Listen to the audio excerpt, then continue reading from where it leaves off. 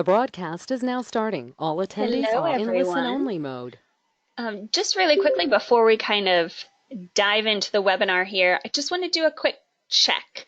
Can you all hear me? And I'm going to show my screen. So hopefully you can hear me and see a screen that says Dissecting Digitization Projects. If you are having trouble seeing that, would you check over and use the little raise your hand icon to let us know if you're having any trouble kind of hearing or seeing. And if you have any problems kind of during the webinar, just let us know over in the questions box. So thank you all for joining me today. And welcome to the Dissecting Digitization Projects webinar. This webinar is sort of meant to introduce you to the variety of things you need to think about when considering a digitization project, large or small. So before we get started, I want to review just a few quick housekeeping items and let you know how you can participate in today's session. So if you should see your attendee dashboard on your computer desktop in the upper right-hand corner, and you've joined today's webinar listening through your computer's speaker system by default. If you'd like to call in using your phone, just locate your audio pane and select Use Telephone, and the dial-in information and access code will then be displayed. So you also have the ability to ask questions using your questions pane. So simply type in your question and click send. I'll do a question and answer session at the end of the webinar, but I'll also try to monitor questions as they come in. So we'll try to keep on top of them. But if you don't see me answer your question yet, I'll take a look at those at the end as well. You will receive a follow-up email in the next week or so that will contain two links. One is to access the recording for the webinar, and then the other one will be to complete a participant survey. So I just want to say thanks in advance for completing the survey. As you all know who have been to our programs before, we use those evaluations a lot to tweak things and work out any kinks. So first of all, at this point, does anyone have kind of any questions right now? All right, so first up, I want to do a quick poll question. So you should see a poll really quickly. If you can just let us know kind of how many people are watching this with you right now, whether it's just you or if there's more than you. We just like to know kind of who's listening in.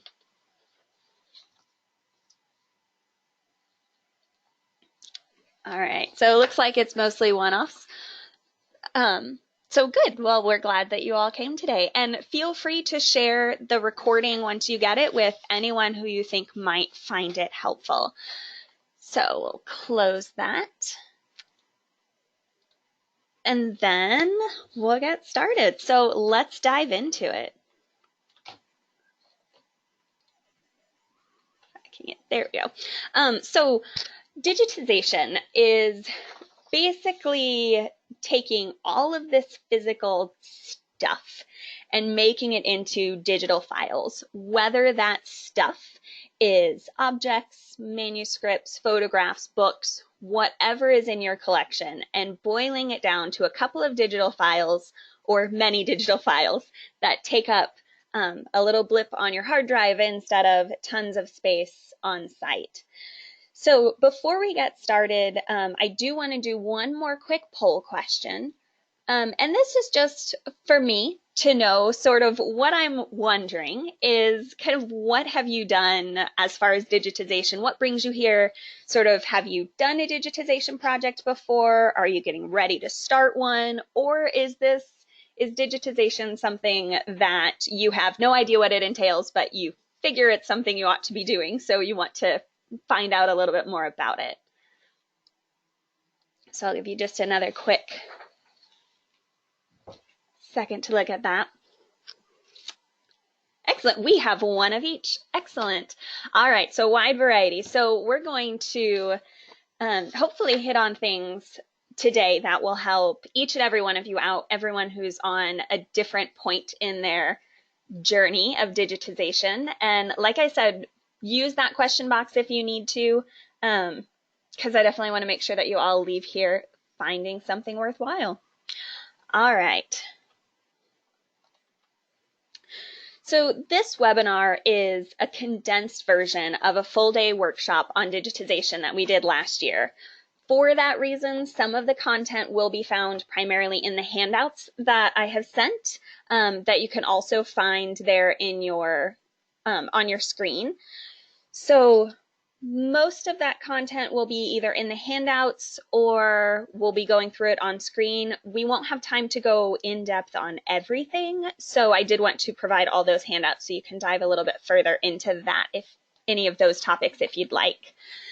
I always like to start out any workshop or webinar by outlining the objectives. So some of these will be met through the presentation and some will be met through the handouts.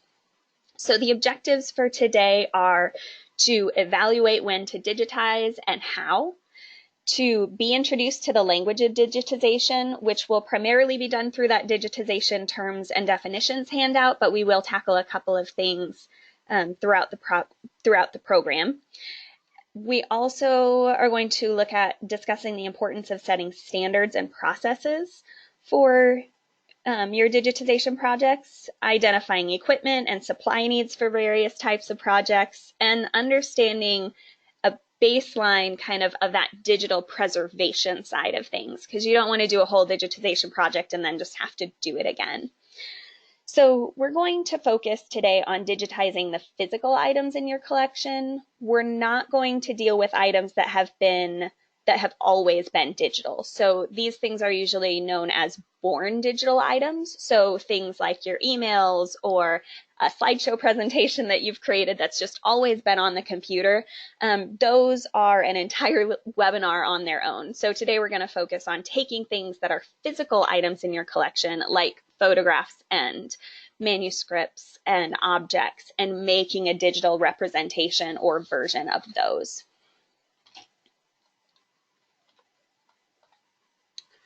So what are you prepared for? Oh, give me 1 second. I just lost my screen. All right, here we go. Sorry about that. So the first thing you want to think about is what kind of a project your institution is ready for. Digitization projects come in all different types and sizes. So think about and be honest with what your organization is currently ready to tackle. Start where you are and build on that. So are you ready for a full-blown digitization project with dedicated staff, volunteers, time, finances, and equipment to store and make accessible the resulting digital files? Or are you at a place where you're more comfortable kind of tackling digitization on an as-needed basis, with a process in place for creating those files and what to do with them once they exist, but more kind of focusing in on having a digital representation to add to a collections database or something to that extent? So really consider if you're ready to create and store high resolution, large digital files, or if low resolution, representative digital files will do for what you need at the moment. Consider the fact that it is far better to start where you are and build up to a larger project than just to take on too much at the beginning and get burnt out and create digital files that are not useful or accessible to anyone. So really think about where you are and what you can do. I want to look a little bit at the language of digitization. When I first started working on digitization projects, it was like learning a foreign language. TIFFs and bits and kilobytes and scanners and born digital, all of these things are really important to understand and know when you start out on a digitization project so that you can talk with others, especially if you run into any kind of a glitch. So I did send you and wanted to provide to you a digitization terms and definitions sheet.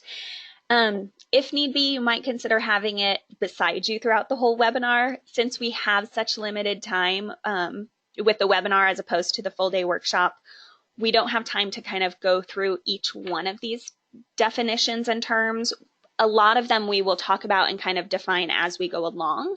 But if there's anything that we start to talk about that you aren't familiar with and you're trying to figure out kind of what we're speaking about, you can always ask the question, or you can turn to that digitization terms and definitions and see if you can find it in there, and that might help you along some.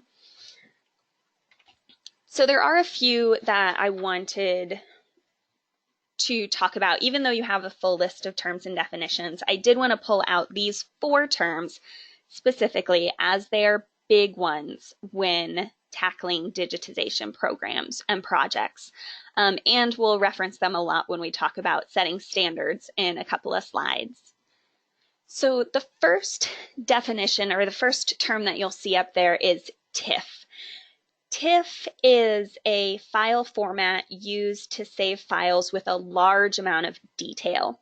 So these types of files they don't degrade over time as easily. They don't degrade when you open them and resave them under a new name or in a new place. Kind of think of TIFF files as the really awesome digital file, essentially. It is the one that holds all the detail, all the information. JPEGs, on the other hand, is the file format that most of us are most used to. That sort of file format, there's a little bit of detail loss. It does corrupt each time you open a JPEG and save it again, make a tweak, or save it to a new location. It will degrade ever so slightly. So if you're working on really intense digitization projects, usually you'll probably want to save things as TIFF files because of that degradation that doesn't take place. The problem is that TIFF files take up a whole lot of space on your hard drive, whereas JPEGs take up much less space because they save less detail. And we'll talk a little bit more about kind of why those two things are important here in a little bit, but I wanted to make sure that you had an understanding of the difference between those two file formats. The next 2 things that I wanted to kind of lay out and define for you are some terms that kind of reference the overall type of digitization that you're doing. So there's archive quality digitization and reference quality digitization. Now, these are terms that I came up with when I'm working on this workshop, just as a way to kind of define and having a way to talk about when you might use those high resolution, high quality files and when you might use lower ones. So for instance, for our purposes, archival quality images are high quality files. They're usually a TIFF format. It includes, if you're talking about archive quality and you're saving things as TIFF, that also kind of includes the responsibility of preserving those digitized files, such as migrating them to new media as needed. And we'll talk a little bit more about that migration in a little bit. Whereas reference quality photos are lower quality digital files. They're usually just a JPEG format, and they're not intended for preservation. So if you're taking a reference quality photo, this might be, let's say, a snapshot of a piece of furniture that you want to throw onto your past perfect database just so that you have an idea of what that item looks like. Whereas the archive quality, if you're doing that sort of an image of that same piece of furniture, you may put that piece of furniture in good lighting. You may use take a little bit more time. Maybe you'll take a picture of the front and the back and the side, and you'll store those photos and connect them to those programs and to that past perfect file. But these are the kinds of photos that if someone emailed you at your historical society and said, hey, I'm publishing a book and I need a photograph of that chair, it's that archive quality photo that you would want to send them, not that reference quality snapshot. So that's one way to kind of think about them and their differences, and we'll talk a little bit more about them as we go. So when thinking about your digitization project and what you're ready to tackle, consider whether you need to create archive quality or reference quality images. One of the handouts you received actually outlines a flow chart with some possible questions to ask yourself of the item, sort of when deciding whether to create an archive quality or reference quality image. Using the flow chart when digitizing individual items can be really helpful, but there also might be times that you decide that you're doing a major digitization project where you've already determined that all the items being digitized for this chunk of project are going to use the same format. Whereas you also might have an instance where maybe you're working on a really big digitization project, you're doing TIFF photos, archive quality standards that you've set of all the manuscripts from George Washington, but then you come across a manuscript from, I don't know, Teddy Roosevelt that you determine that you're just digitizing quickly because you've run across it or another volunteer is working on something, but it's not part of that big digitization. That might be a time when you actually might create a reference quality photograph in amongst kind of this bigger project, because you might run into those kinds of things on a day-to-day basis.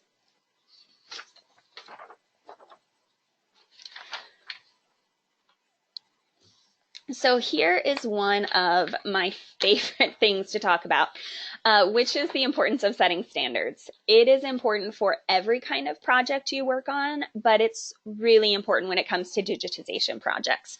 So working on these types of large digitization projects, actually large or small, whether you're tackling a big chunk of stuff or if you're just saying, you know what, as we come across things, we might digitize them. I don't know, we'll look at the flow chart and make a decision. But any type of digitization that you're doing, really setting standards early on can make a world of difference. By creating standards in a way and form that kind of makes sense to your organization and those who will be actively doing the digitization, it's going to help kind of mitigate some of the questions and some of the unknowns as the digitization project moves on. So there are different types of standards to consider.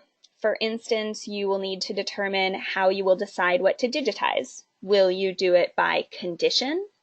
Maybe there are some things in your collection that are very fragile, so you decide maybe you want to digitize those first.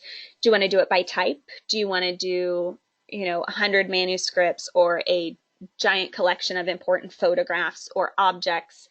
Or do you even doing it by historical value might be useful if you're setting out for a large project. Are there certain things that are really historically valuable to your institution and to the history that it tells, and you want to start out with those things? Any of these are fine. Do whatever works best for you, but think through that. How do you want to go about this? Also, consider the different standards the institution might set up for archival quality versus reference quality images. So what will the resolution of the image created be? Consider that, let's say, if you're trying to create digitized photographs so that you can use them in a large-scale exhibition, and so you're going to need to print an 11 by 17 poster, you might need a 300 dpi TIFF. You might want to go ahead and make that archival quality so that as you blow it up that large, it doesn't get all pixelated and grainy looking.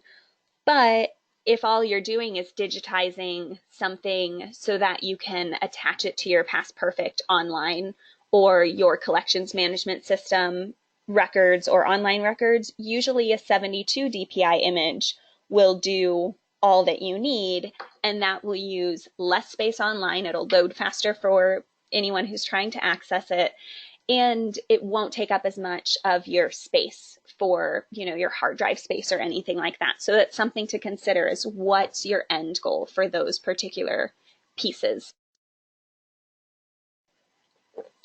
So I have provided with you one of the things in that handout is a digitization standards worksheet. So this is just to kind of get you started thinking about the kinds of decisions it might help to make at this stage. This is just kind of a thought based on some digitization standards sheets that I have worked with at other institutions. So tweak it, do whatever you need to make it make sense for you. So you could do a sheet, for instance, for each type of digital image. So let's say archive quality and reference quality. And then for each type of image being, or item being digitized. So you might have one that is, these are the things that we're going to follow for an archival photograph. Digitization versus here are the things and the expectations for a reference quality digitization of a photograph. This will really serve as something that any staff member or volunteer working on digitization can reference quickly and easily to know what the expectation is for that particular type of item. So for instance, if you were doing archival quality for photographs, you might circle on the sheet, you want it at 100% scale, you want it as a resolution of 300, you want both the front and back views, you want it as a TIFF file, you want it in color. 90% of the time, you're going to want to digitize all things in color, even if it's a black and white photo or a seemingly black and white manuscript. And that just allows you to really capture all of the different nuances of color in the item. So always digitize in color, unless maybe you're making a really quick reference image, you might decide to do black and white or grayscale because it'll use up less space. So also include what they should use. You know, do you want them to use a book or overhead scanner if you've got it? Do you want them to use the digital camera and a tripod to do this? And we're going to talk about equipment in a little bit, but tell them what equipment to use. All of those things are going to help anyone who's working on this know what's expected of them.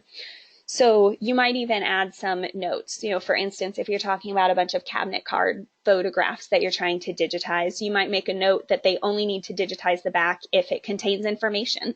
You know, you don't need the blank back of a cabinet card, but by writing something like that, it's going to help if you've got volunteers working. They don't need to stop and ask you at every photograph, do you need the back of this one? Do you want the back of that one? Those types of things. You can kind of answer that for them before they even have to come and find you.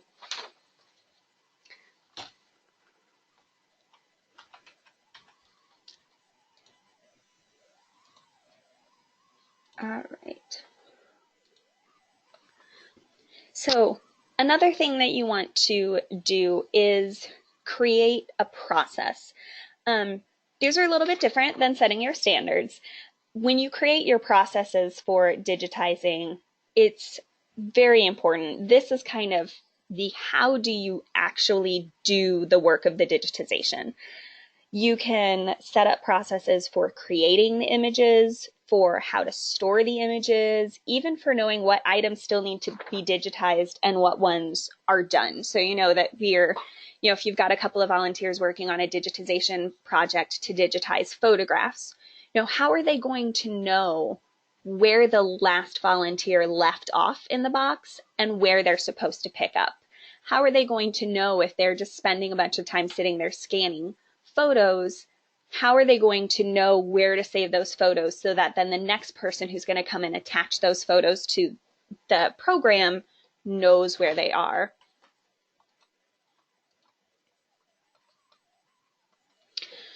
So think about how you will get from a physical object to a digital version. The process should consist of things like how to track the file, where to save the file, and even how to name the file. At this stage, creating things like tracking sheets, I've provided a photography tracking sheet for you just as a point of reference. Those types of things can be really, really helpful. So how will you capture what item was digitized, where the file lives, and how it will get connected to its final point, whether that's a server for storage or connected to a collections management database record. And just all of these things are going to help you be able to come up with a good system for getting this done. Digitization projects, if you're working on a kind of a big project, a big chunk of a project, they're easiest and most effectively done in sort of a chunk by chunk method. So in the sense that don't catalog the photograph. Don't catalog the photograph in the database at the same time that then stop, scan the photograph, make any adjustments to the photograph, attach the photograph to the record. Okay, now move on to the next thing, catalog it, scan it, etc. Because if you do things in lots, it makes it go a lot faster. So if you've already got the scanning program up on your screen and you've already got the box of photographs there, it's going to be a lot faster to kind of scan 20 photographs and then deal with 20 photographs on your screen and rename them and save them in the right places, and then attach 20 photographs to your Past Perfect database or your collections management software. So have ways to track those things. By using something like the photography tracking sheet, you can put the object number and a little description of what the image was of, and then, that it was the front, then you did the back, or page 1, page 2, page 3 of the manuscript, etc.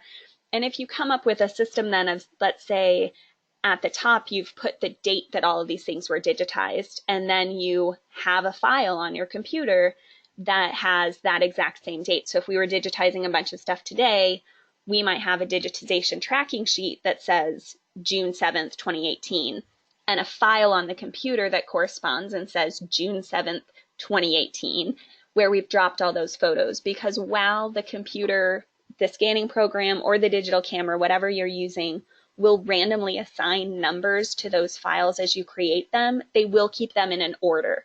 So then you can match the order of the images that appear on your screen with the order of the images that you took compared to your tracking sheet. So you'll know what object number goes with what image and things like that. So by doing some of that prep work, now you can do things in batches. Now you can go a little bit faster.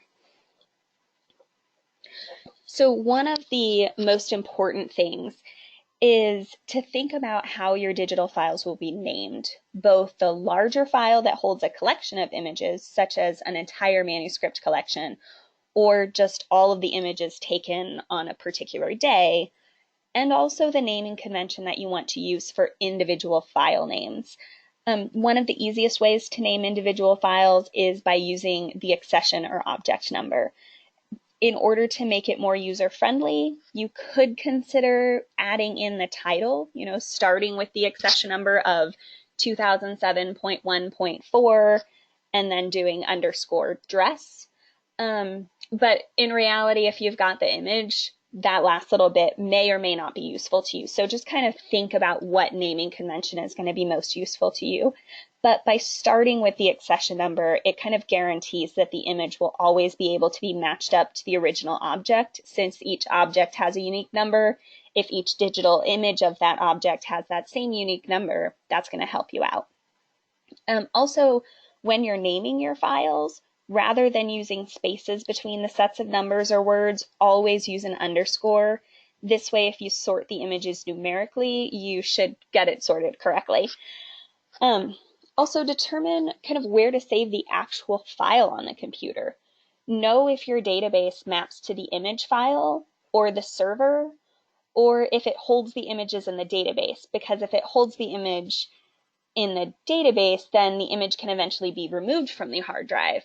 If it maps to the hard drive to pull that image each individual time you try to click on it, then if you move that image from where it lives on the hard drive, you will have to remap it on the system. So just different systems use different ways of going about it, but just knowing which one your system does is going to make your life a lot easier in the long run. So, I don't know why this keeps happening. So if you are ever in doubt, write it always down. All your standards and processes only work if everyone knows what they are and follows them. So whenever you set up standards or processes or anything like that, make sure to write it down.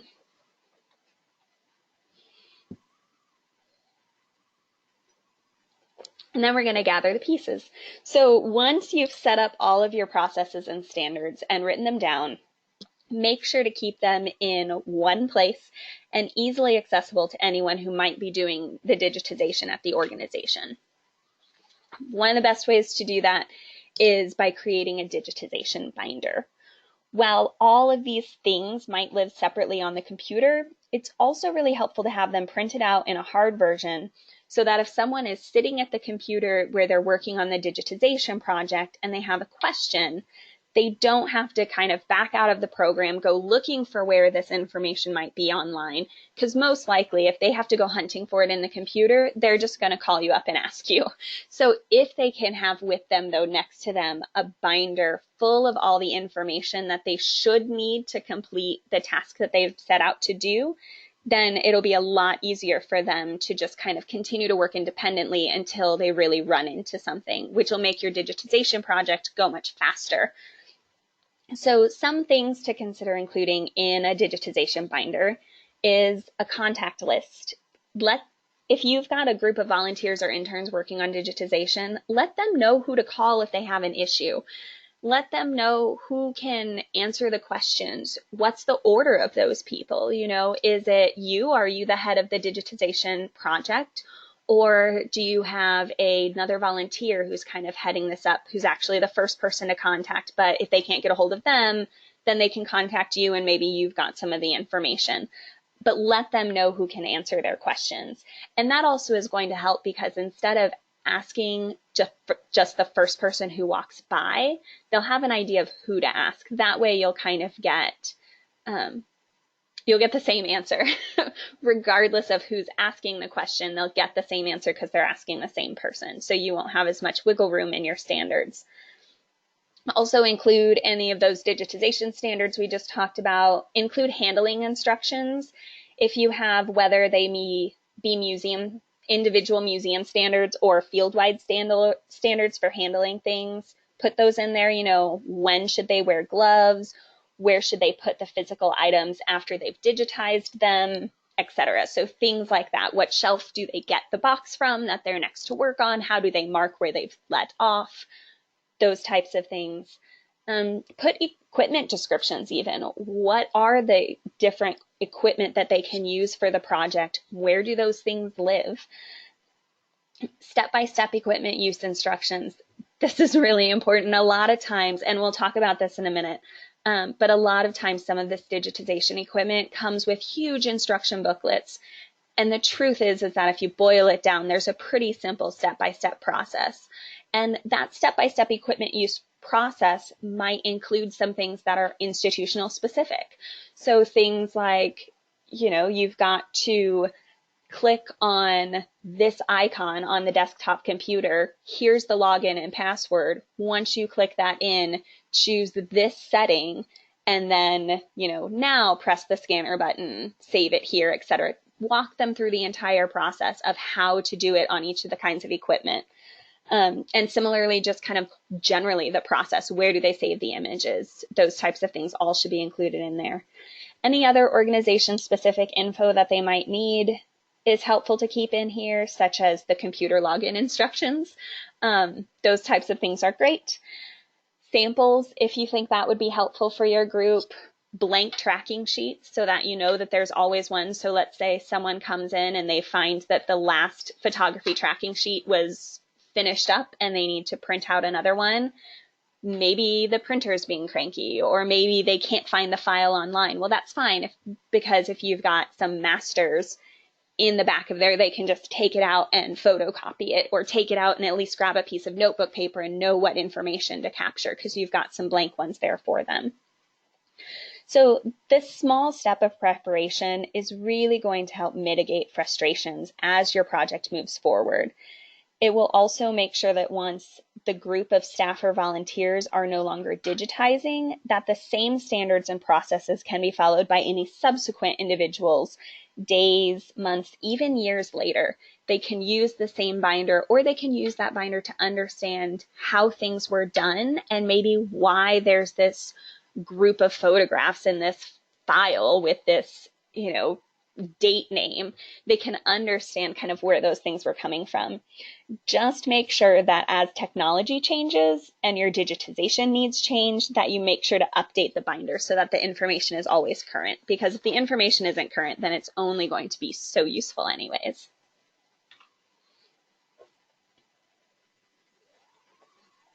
All right, so you've decided that you want to digitize. You've got your binder set up, all your policies, your procedures, your standards, everything's ready to go. But now you need the stuff. You have the people and the things to digitize, but now you need to get the hardware and software associated with digitization projects. You will need both hardware and software in order to manage a successful digitization project. In the most basic terms, obviously you will need hardware to both create and store the digital files.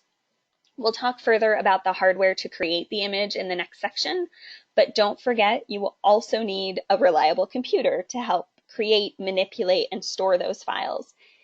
If you're working on a small-scale digitizing project, you may be able to get away with just using the memory space available on your computer's hard drive.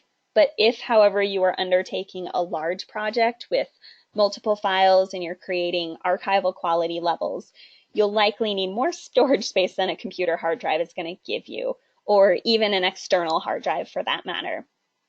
In this case, you might want to check into getting a server, which is dedicated to holding the digital files.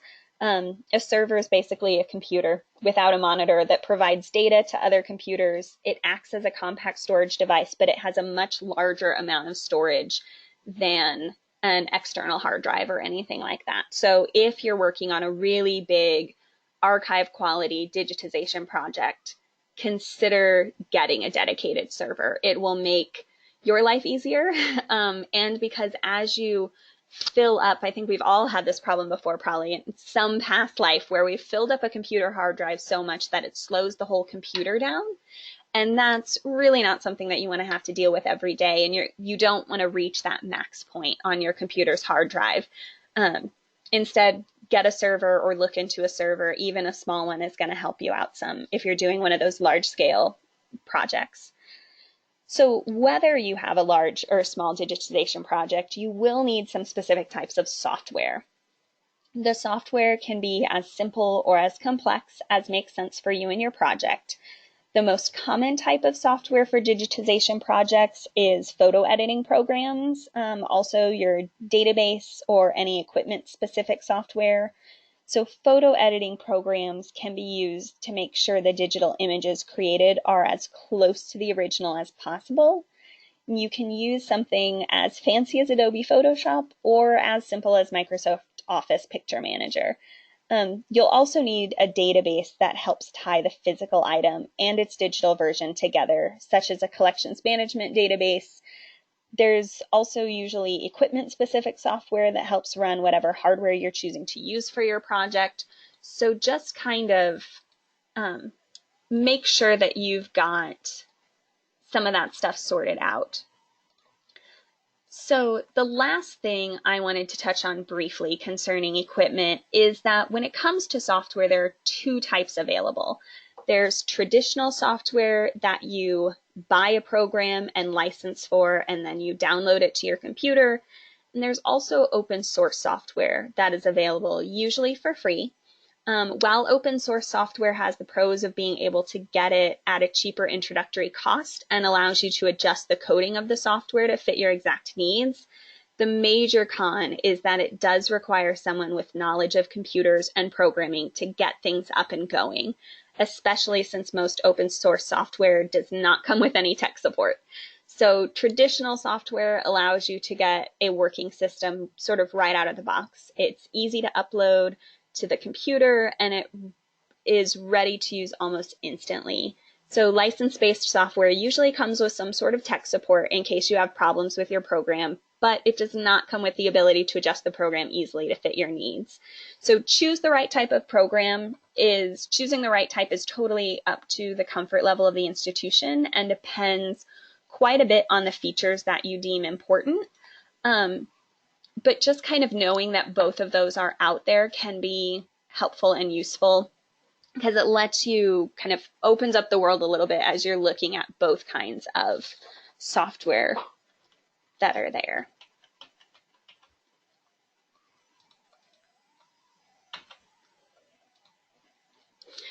Okay, so creating the digital image. So now we're going to get really into it. So now that we've briefly touched on all the things you need to start thinking about before you even start your digitization project, let's talk about the last step, how you're going to create the image. Now, we're not going to go into a step-by-step of how to use a scanner or how to use the digital camera, because most of these kind of items are going to have specific instructions depending on the exact product and model that you choose. So what we are going to look at, though, is what each type of image capturing hardware does and kinds of the pros and cons of each. So this will help you make the decision of what type of hardware is right for your institution based on the types of items you're digitizing.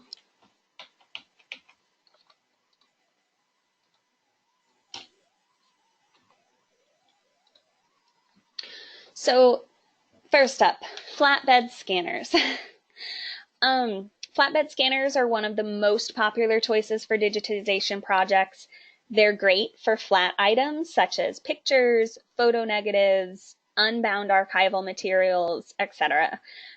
They're great because the item is held still on the bed of the scanner, so the end product is usually a really sharp image. They're simple to use, they're easy to find, easy to purchase.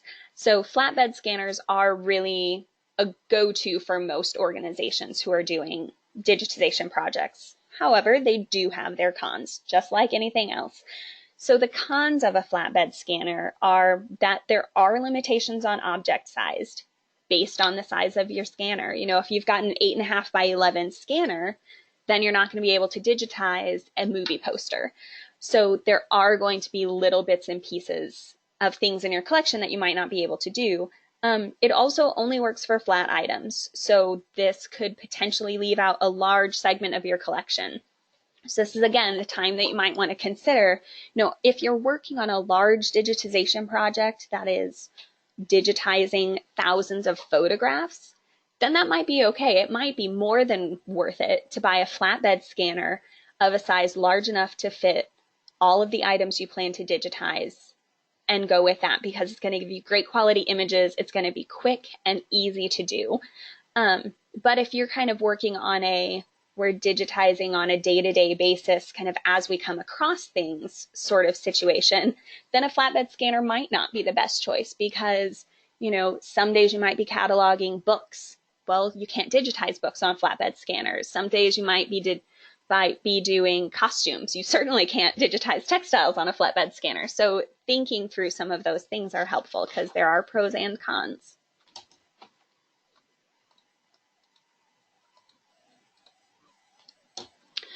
So another option is the book or overhead scanner. An overhead or book scanner is a very special type of scanner that allows for the digitization of bound items. The camera comes up from above rather than below, like on the flatbed scanner, but it also allows bound items thus to be supported easily in book cradles while the images are being made.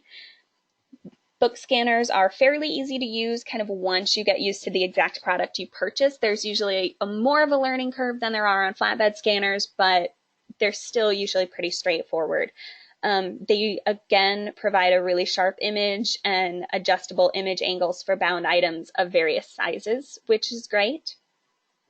Again, they also have their cons. So there are size limitations with the scanner. So it might not be as functional depending on what kinds of records you have that you're digitizing. And it's also incredibly object specific, so they can be pretty limiting. But if you're digitizing a bunch of your books, this might be what you would like to do. If you're trying to digitize 500 books that each have 500 pages, having something that really allows you to do that quickly and easily might be a good bet. The other con is that they can be fairly expensive both to get and to maintain, because they're such a specific type of technology that isn't, it's not as easy to find someone who can repair your overhead book scanner as it might be to find someone to repair a flatbed scanner or a digital camera or something like that. So keep that in mind. Digital cameras. So digital cameras are kind of the final type of equipment that's usually employed for digitizing projects in it. And there are a lot of pros for digital cameras, but also some cons. This is the choice of most of the digitizers at IHS because it offers such flexibility. So the pros of a digital camera are certainly that it can accommodate objects of all sizes. Cameras can combine with copy stands or tripods so that they've got stability. They can provide flexibility for photographing anything from a photograph to a bound manuscript or even a large piece of furniture. They can produce raw image files, which is, we didn't talk about this before, raw image files are the highest quality digital image. Raw image files aren't anything that you're then going to use and open, but from a raw image, you can create a very high level TIFF. So it's just kind of an added bonus once you get into really working with digitization. And it's also really great because it's capable for creating digitization of 3D objects. It's about the only thing you can use for doing 3D objects. So like the others, though, there are cons. Cameras, while they offer a lot that they can do, there's also a quite large learning curve. So you've a higher risk of user error. It's not so much just lay the photograph down and push the button. So you've got to go through a little bit more training with your volunteers who might be using the camera to make sure that the images they're getting are quality images. So that training becomes kind of increasingly important with those cameras.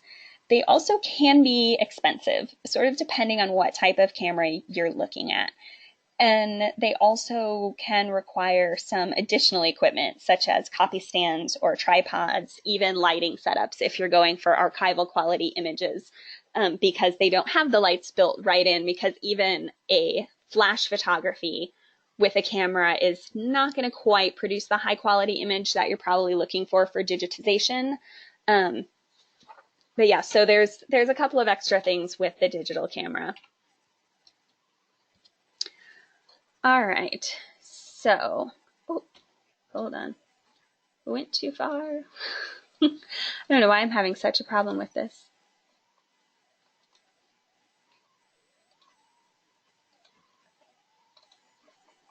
Okay, so now what? We've chosen our hardware, we've got our software, we've figured out kind of what we want to do. So now we begin to create the digital versions of our tangible objects. And now what do we do with those? What do we do with these digital files we're creating?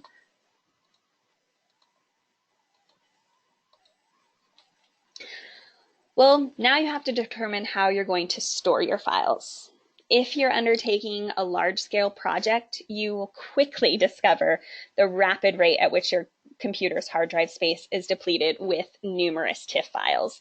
So keep in mind that you should always store your digital files in two locations: your primary storage and a backup that you've created on a designated schedule. Maybe you back up daily, weekly, monthly. That just all kind of depends on the rate at which you're digitizing your collection. If you're doing a large scale project and you've got 3 volunteers digitizing every single day, so every day you're creating 50 images, you might want to consider backing it up every night or every other night. But if you're just kind of doing things on a day-to-day basis, so maybe throughout the course of, let's say, 3 weeks, you've digitized 50 things, then you might want to consider doing it more on a weekly basis. So just whatever you're most comfortable with. One of the most important things to remember, though, is just like any other backup, remember that your backup should never be stored in the same place as the original. So if both your main storage, for perchance your server, and the backup on an external hard drive are stored at the museum and the museum gets hit by a tornado, that backup will do you no good. So at least attempt to keep them somewhat separate. I know a lot of museums will sometimes keep the backup at the director's house. They'll take the hard drive home just because that puts it physically away from each other. So you've got a little bit more safety in that backup. If something happens, that backup will remain. Another thing to consider is making sure that you check your backups. So periodically make sure that your backup isn't corrupting. the last thing you want to do is to reach for your backup to restore your database, only to find out that it's corrupted since the last time you did a backup. So if you're backing up regularly, this really shouldn't be much of a problem because you're frequently kind of going in and seeing what's happening.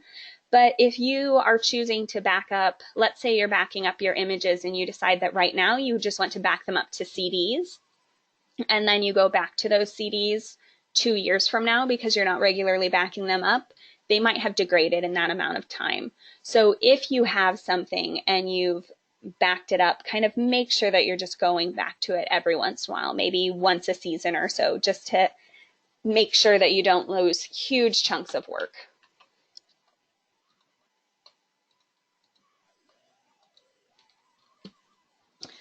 So another thing that you need to do is choose a host. There are two types of hosting for digital files. There's on-site hosting and off-site hosting. So off-site or on-site hosting is really things like servers, external hard drives, CDs, flash drives, internal hard drives in your computer, things like that, things that you see, that you can physically see and touch right at that moment.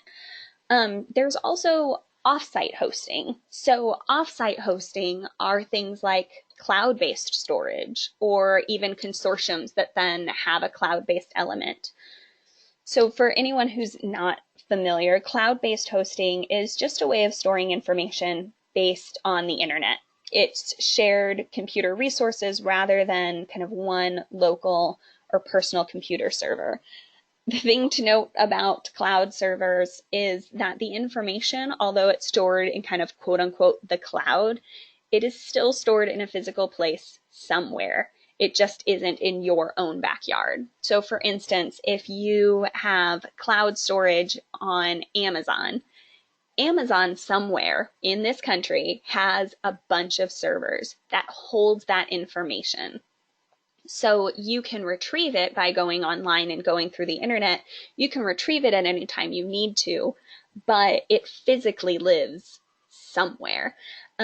So make sure if you're going to do anything with cloud-based or consortium-based hosting, make sure you read the fine print, know what happens to your information if the company kind of closes. Make sure you're going with a reputable company that does cloud-based storage.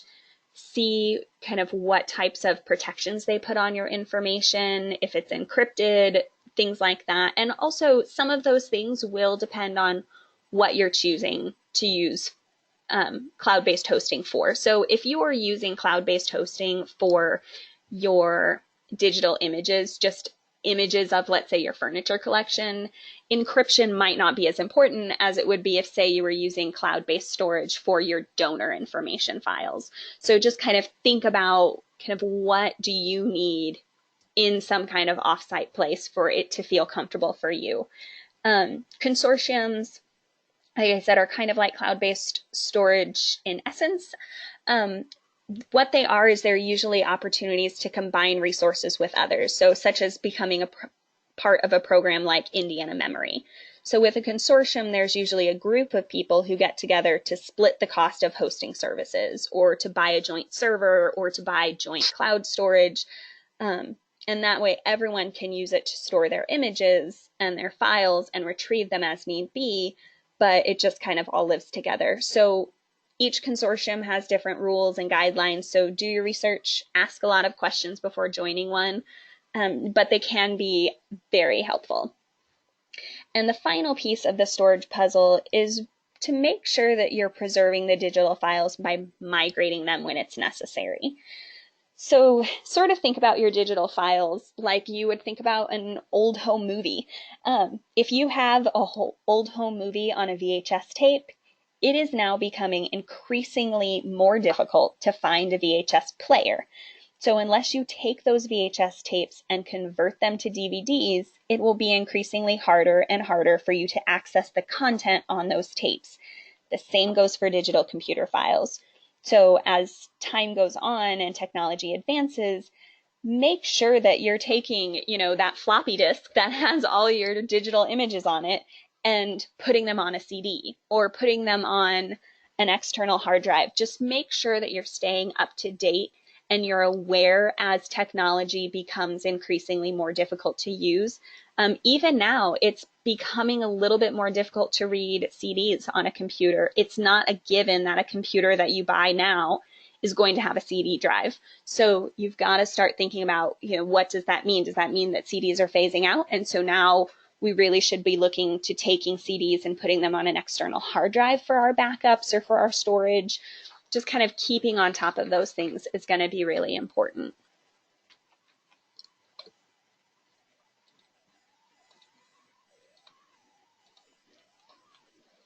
So now let's talk really briefly about metadata. We're not going to go too far into it, but I just want to kind of touch base on it. Essentially, metadata is data about data. So really exciting stuff. There are primarily two types of metadata.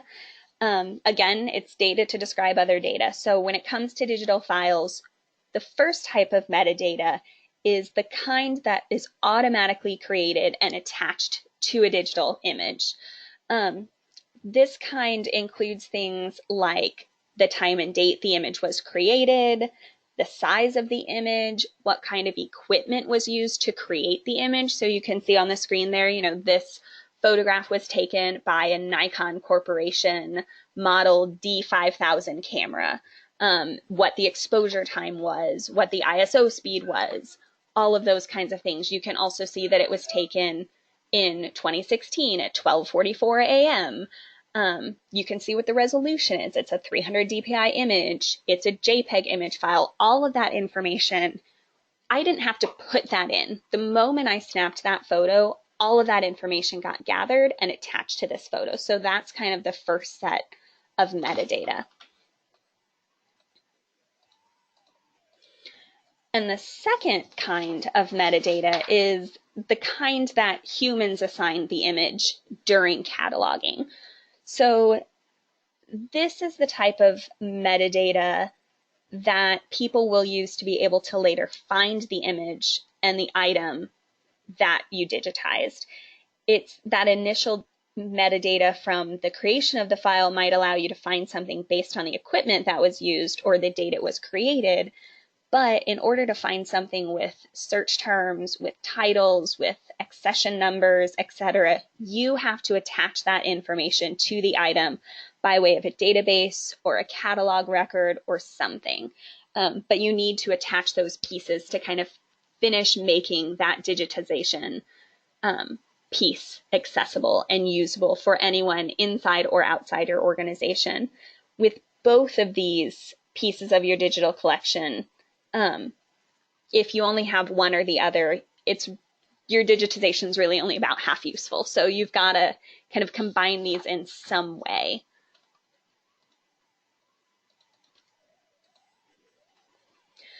So finally, just a word about access. Access to your digital images and files that you created is the final important piece of the puzzle that is a digitization project. If the digital files you create are not accessible and useful to people, then what was the point? What was the point of taking the time and expense to create them, to manipulate them, to store them, etc.? Because if people, even if we're just talking about the people inside your organization, but if people inside or outside your organization can't access, find, and retrieve those digital files and that digital information, then you have to start to wonder if it's really necessary for you to do this digitization project. So think about kind of that last piece of what's that access point? How are we taking that final step to make this digitization project something that others can use?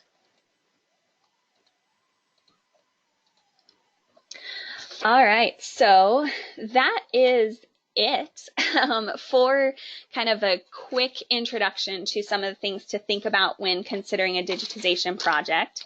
So are there any questions about that? I know it's a lot to kind of think about and go through quickly.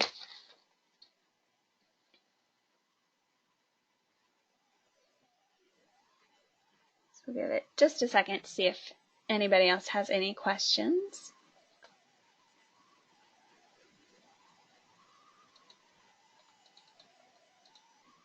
I do want to give you, for anyone who's doesn't have it, this is my contact information. You can feel free to contact me about any kind of questions that you have. If you're working on a digitization project, thinking about a digitization project, just watch this webinar and are watching it again with volunteers and now have 8 bajillion questions, you can email me and contact me, certainly. So, all right. Well, if there aren't any questions, I thank you guys so much for joining me today, and hopefully that was somewhat helpful. Like I said, if you've got any future questions, you can always contact me.